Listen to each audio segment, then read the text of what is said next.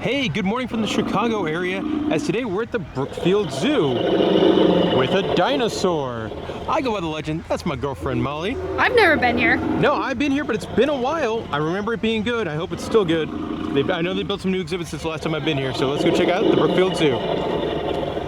And in we go to the Great Bear Wilderness. Yeah, the first animal you see in the Great Bear Wilderness area is actually the American bison. Beautiful animal that's up very close to the guest area. And they seem like they have a good amount of room to roam around as well. One more quick shot of the buffaloes, as I'm probably about 7 feet away from that buffalo there. The zoo is a gigantic enclosure for their Mexican wolves, who are, unfortunately, kind of sleeping, but they are sleeping like right near the fence. Can I hug them?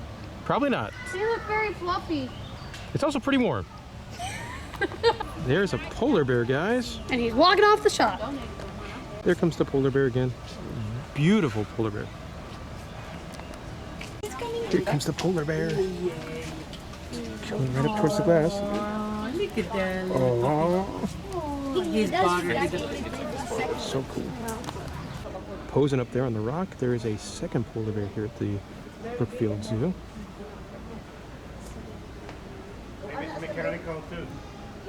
It is not.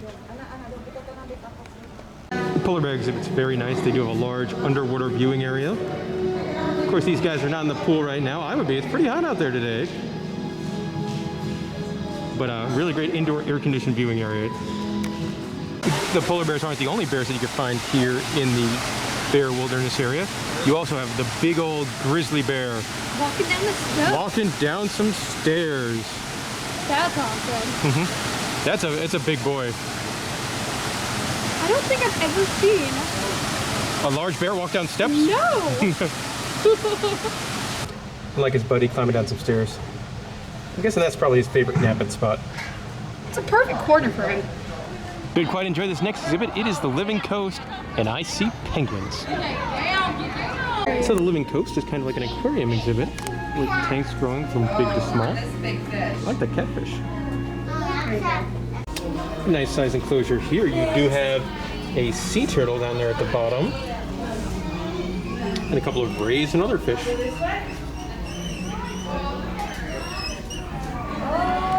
Now we made it to the star of the show here at the Living Coast. These guys are Humboldt penguins from South America, and the enclosure here is very interesting, as the penguins are in here with a couple other birds in a free flight aviary. I'm not sure if I've ever seen this kind of thing where the penguins are in there with flying birds. Now I'm assuming the penguins just get upset because the flying birds probably fly all day and they can't. I will say the other birds that are in here, one of them are the Intern, and they're really cool birds. It is now time to head into the Tropic World. The entrance area is kind of like a nicely themed and artsy as we make our way in. Reminds me of the Rafiki Planet Wash. Yeah, I can see that. And we're gonna head towards South America first. So the Tropic World here in South America is a monstrous exhibit. That's really cool. Yeah, there's tons of stuff in here. It'll be difficult for me to name them all. They're all on the wall behind me. You got squirrel monkeys. There is a sloth in here somewhere, as well as spider monkeys and a bunch of birds. I imagine playing the game Find the Sloth would be almost impossible. I was very wrong about the Find the Sloth game. He's sleeping in a basket. This is probably one of his favorite things. Yeah. And there you can see his little face. I really like this Tropical World exhibit. Every room is gigantic. You can see some gibbons up there way in the top of the tree. And then there's orangutans on the other side that I'll show you in just a moment. And there you can see what I think is mom orangutan cleaning a juvenile orangutan, as the juvenile plays with a piece of grass or something. There are supposed to be Asian small-clawed otters in here as well, but I'm guessing they're asleep. but the enclosure is really neat, really neat, this one. There is normally an African section where you go to view the gorillas. That is currently closed, which is understandable as that species is susceptible to the ongoing global health situation, and other zoos have had positive cases. So I don't blame them at all for keeping guests out of there. This enclosure here is for the zoo's Australian animals. So there's wallabies, kangaroos, and emus in this enclosure. It's really big. Yeah, it's really big. There was an emu on the other way side. on the other side. I haven't seen any of the wallabies in here, but there are a bunch of kangaroos, but they're all kind of chilling. Being a little tired right now. He's the most active. Mm-hmm. Most of them are kind of looking like that. Oh, he's awake a little bit. Got a tortoise enclosure here for both Galapagos and African spur thighs tortoises. You can see him moving at tortoise speed there in the back. He's moving fast. Mm-hmm. He's on a mission. Up in the back there, you can see as far away from us on camera as possible. It's a lowland tapir. There are 2 of them. I believe these guys are wallabies over here hanging out against the rock. They have a giant area for kangaroos and wallabies. They do. They have like 3 exhibits that goes from here probably 100 yards down. Yeah. So this is borderline zoo related. Look at the family of Canadian geese. The little ones are so fluffy, and there's so many of them. I remember one time. Very large enclosure here for some nyalas, which are a very pretty animal. There's also way in the back, there's an African crown crane. The sign says there's also going to be red river hogs in here. I have yet to see any, but I mean, it's a pretty good size exhibit, so I could definitely see myself missing that. Hard to miss the African crown crane though. They're pretty distinguishable with their fuzzy heads. Zooming on in here, kind of blends in with the rocks, but that is a rhinoceros. He was just standing and you couldn't even see him. So throughout the zoo right now, they do have some animatronic dinosaurs, including on like the main lawn. Look at the size of this guy. Not a lot of movement. It's moving its tail a little bit, and I think its mouth and its eyes. But it's got to be, I would assume like this would be what a life-size dinosaur would look like. I mean, this thing has to be about 100 feet long, if not longer. Has to be massive. Yeah, really impressive. It is lunchtime here for a Grevy zebra, who, based on the tail wag, seems to be enjoying lunchtime. Nah, who doesn't enjoy lunchtime? I think most creatures do enjoy lunchtime. Also, it's cool because the Grevy zebra, he's right up at the edge of his enclosure closest to the people. Okay. The next exhibit is Habitat Africa, and they have giraffes. Now, a couple times a day you can feed the giraffes. I believe it's a couple bucks, but only certain hours. And they definitely have some big giraffes here at the Brookfield Zoo.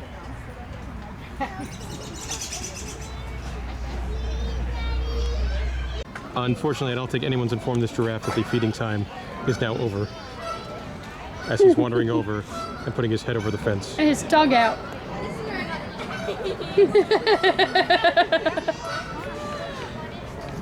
That tongue is wild. Right up next to the fence, an adorable looking red-flanked duiker.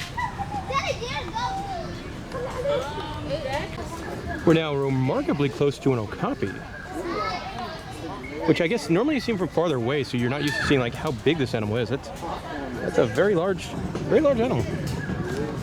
Here are a couple of red river hogs. Red river hogs, also known as bush pigs, live only in Africa. Look how his snout's in the mud. Still sneeze. They're actually omnivores, meaning they'll eat anything. Oh wow. Including Also in the Habitat Africa section, you do have some African painted dogs, but they're in nap time. Up next is the swamp. As you enter, the swamp exhibit's really nice. Yeah, good theme. Yeah. Looks like you got an aviary over here. A couple of different species of birds.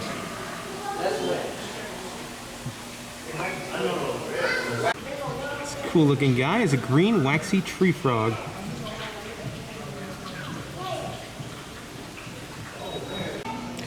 Molly, over here posing for us is an Orinoco crocodile. They're critically endangered. Yeah, there's also a smaller species. These guys grow anywhere from 9 to 16 feet. And I would say it's probably 7 or 8, maybe? Yeah. Beautiful animal. Got some fun looking turtles in here. It's 6 feet. Look at his little face.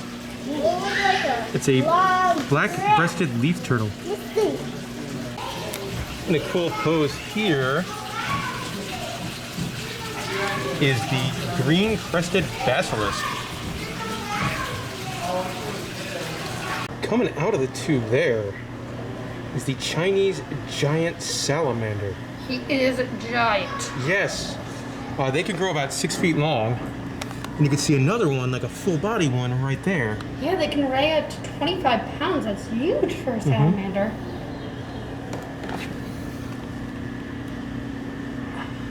They're really cool. Yeah, they are. A couple more turtles over here. These are river cooter turtles. And then taking a little break over there. Big old alligator snapping turtle. Here we have the Hamill family wild encounters, which I believe is kind of a children's zoo kind of thing. If you couldn't tell from all these happy goats over here. As long as we can pet them, can't we? As long as there's no food, we can scratch them, right? Look at that. I believe this section of the zoo is kind of like a children's zoo kind of area. It is an upcharge of $6 per guest. We're going to start our adventure here at the kids zoo area in the Wallaby Walkabout, which is really nice. It's so big in here. Like the wallabies have so much room for adventures. I like how they have indoor. Oh! Oh! And right on cue. Good job, pal. Yeah, I was gonna say, I like how they have an indoor section they can Yeah, wander you just into. hop right out of. Yeah? That was a big boy, too. Yeah. They're really cool. Well, that was worth the $6 alone. Inside they have a very, very large parakeet aviary. Yeah. I think I saw on the guide or one of the signs, like it's North America's largest parakeet aviary. Now you can buy feed for about $2, which I would love to do to show you like how this works, but the lady that was working the booth said they're not really eating right now, so you probably shouldn't. Which is smart. Yeah, it's a nice gift service. You probably want to come early in the morning or just way more active. But there are a ton in here. There is. Well, when you go to the zoo, you normally can't see them all, and that's the case here at the red pandas. Now, they do have a sign that tells you they do have access to the indoor area, so they might not be outdoors. And I can't blame them. It's a pretty warm day here. No, I would definitely be indoors. So walking right by the fence here, it's a herd of reindeer. It's fun. Got a couple pretty good-sized llamas over here. Llama, llama, llama.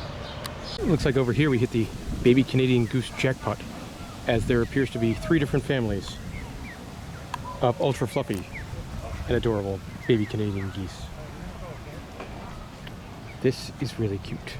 There's so many of them. There has to be like probably 30 babies over here.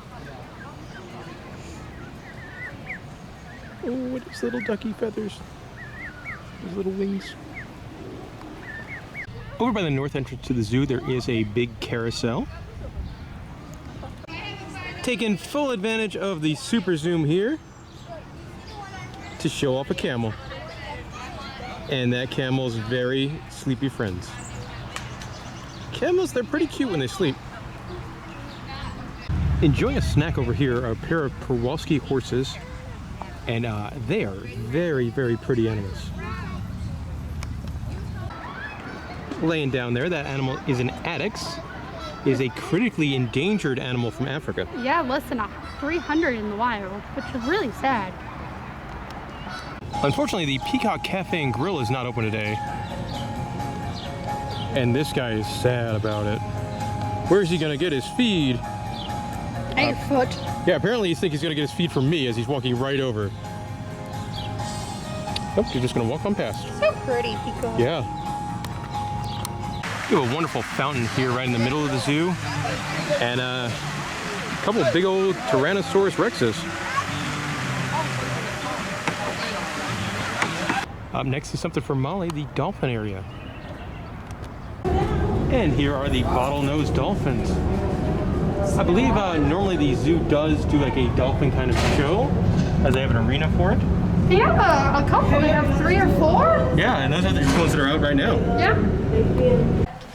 Swimming by there is I believe it's a California sea lion. Oh! It's an area called Pinniped Point, home to sea lions and seals. For the pinnipeds, you do have a large outdoor above ground, or above water viewing area as well. I know. So the indoor area is not open, but the outdoor area is. And you get this great shot of beautiful snow leopard sleeping right here by the grass. How big this is.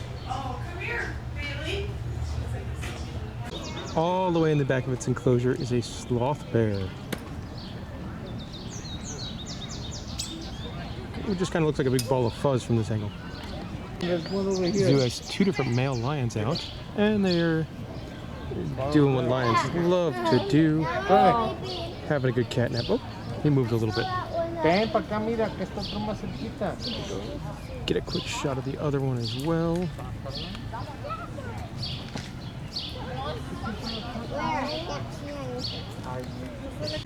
Another beautiful big cat up there is the Amur leopard having a nap.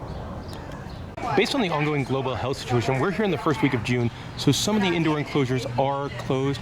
Unfortunately, the one that's really going to bum me out is Australia's closed, as the zoo does have wombats. Yeah, look how cute they are. Yeah, wombats are a really adorable animal, but so that's a bit of a bummer. But at least you get to see some of the Australian animals. What time would it be right now? Beer 30 because it's really hot outside. Yes, it is. We're drinking a Sam Adams Summer Ale. There was a Sam Adams themed beer booth. There was also a Leinenkugel one earlier. So not the like some zoos will have a really good craft beer selection. Haven't found that yet here at the Brookfield, but at least there is beer. So close for our visit here is the Feathers and Scales. This relates to the ongoing global health situation. I'm recording this on June 3rd, so hopefully as things continue to get better here, we'll see some of these exhibits open sooner rather than later. There are a lot of indoor ones that are open. You have seen those. They're on limited attendance, so there's somebody counting when people go in and when people go out to keep everything at a safe number. The Reptile and Birdhouse is also closed, and apparently it opened originally in 1935. Also not open for our visit is the Hamill Family Play Zoo, which is home to, I believe, domesticated rabbits and lemurs. The Clouded Leopard Rainforest is also closed, which is sad because those guys are so cute. They are cute.